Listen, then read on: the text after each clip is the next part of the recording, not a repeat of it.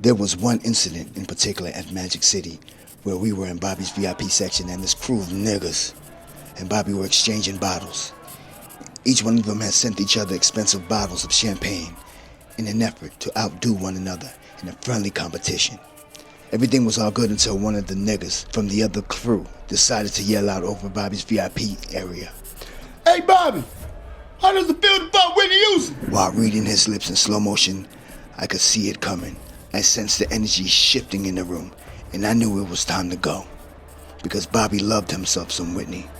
If anyone said anything or tried anything to Whitney, it was going to be a problem. At that moment in the club, I knew some shit was about to go down. James Green, who was Bobby's assistant and right-hand man at the time, was standing next to me. James was always responsible for taking care of Bobby's valuables such as his jewelry, cars, watches, etc.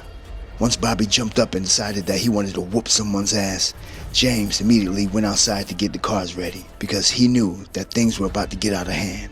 Billy was also a part of Bobby's crew as well.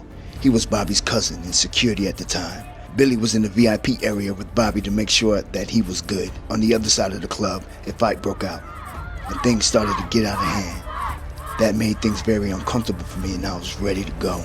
The club security broke up the fight and I thought things would go back to normal once they removed the individuals from the club.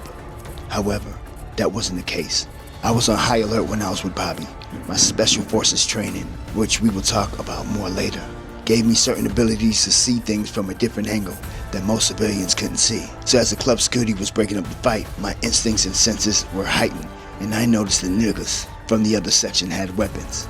Instantly, I drew my gun, which I was trained to do, aimed it at the stupid motherfuckers, and I backed Bobby out of the club to safety. I stood at the door making sure that Bobby got out safely. Billy and James got Bobby inside of the car and sped off, leaving the club in the rearview mirror with a cloud of smoke rising from the ground due to the Mercedes burning rubber. Once they left, I jumped in Bobby's Ford Bronco and sped off with my gun pointed out the window, as if I was a gunman in a Chicago gangster movie. Stay tuned. Surviving Atlanta.